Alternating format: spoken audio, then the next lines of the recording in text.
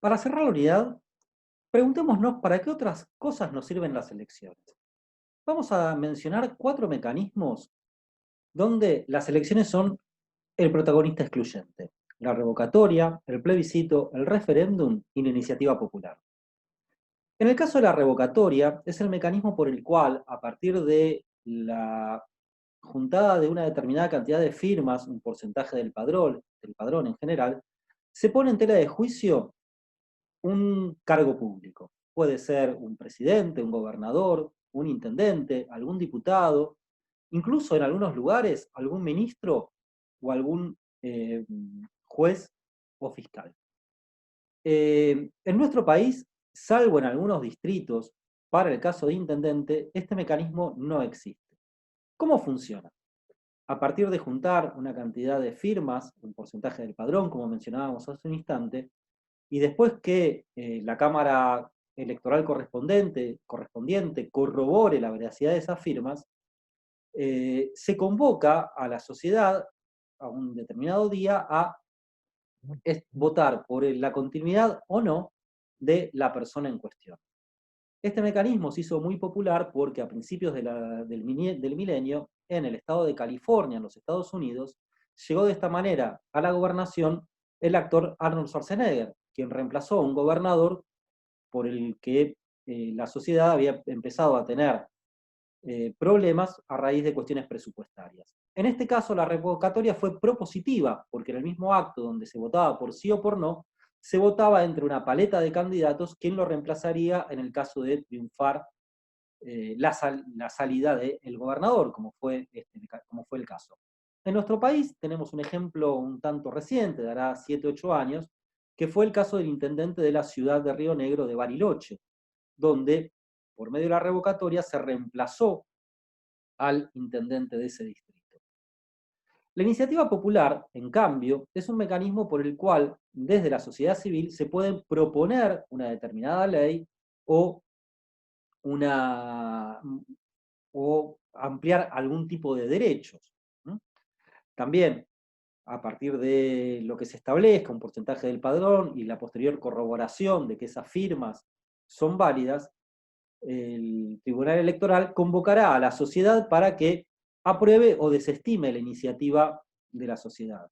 Es muy común, por ejemplo, para ampliar derechos en Estados Unidos, por lo general se utiliza en algunos distritos para permitir el cultivo legal de marihuana o proponer o modificar alguna ley alguna ley educativa en alguno de los distritos, o más cercano en, en nuestra geografía, pero más lejana en el tiempo, en la década del 90, por medio de la iniciativa popular, se impidió que se privatice el servicio del agua en la vecina República del Uruguay.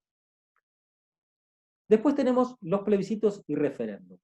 En este caso suelen ser utilizados casi como sinónimos, pero no lo son. El plebiscito puede ser obligatorio o no lo que se resuelva en el mismo. Es convocado por quien está en el gobierno para eh, consultar a la población sobre alguna ley o sobre alguna resolución que debe tomar. Y en este caso, en función del resultado del plebiscito, el gobernante acepta o no la, lo que resolvió la sociedad. El caso histórico en nuestro país es la consulta que se hizo en el año 1984 para resolver los problemas limítrofes que tenían Argentina y Chile por el canal del Beagle. En ese momento, nuestro país recién salía de la guerra de Malvinas y el presidente Alfonsín convocó a la sociedad que aceptasen o no la propuesta que hacía el Papa Juan Pablo II sobre cómo resolver el conflicto por las 3 islas en el sur del continente. En este caso, si bien la sociedad se pronunció mayoritariamente, alrededor del 80%, por aceptar la resolución, la ley tenía que ser aprobada en el Congreso, como cualquier otra ley de límites. Y en la Cámara de Diputados pasó sin ningún problema, pero en el Senado de la Nación tuvo que desempatar el vicepresidente de la República a favor de sí cumplir con la propuesta que había hecho el Papa. Es un buen ejemplo para ver cómo a veces los plebiscitos no son vinculantes. En cambio, el referéndum, en todos los casos, sí es vinculante.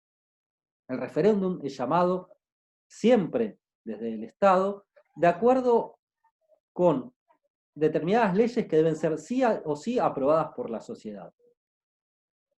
Por ejemplo, una reforma constitucional puede ser, en los casos que la Constitución lo establezca, ser modificada por un Congreso y después ser ratificada por el sí o por el no por parte de la sociedad.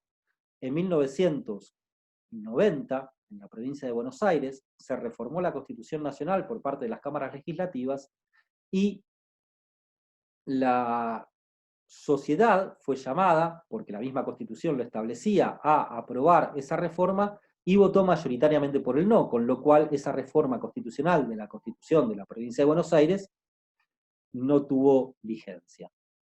Lo mismo sucedió en Chile, donde en el año 1989 la dictadura militar tuvo que someterse a un referéndum que establecía la propia Constitución que había redactado la dictadura militar en el año 1975 para ver si se continuaba o no con esta dictadura o se hacía una apertura a un sistema democrático. En este caso, la voluntad popular votó a favor de la apertura democrática y poco tiempo después el país limítrofe entró en una transición a la democracia. Entonces, estos 4 mecanismos son los que nos permiten realizar consultas a la población por medio de elecciones para resolver determinadas cuestiones legales, conflictos, etc.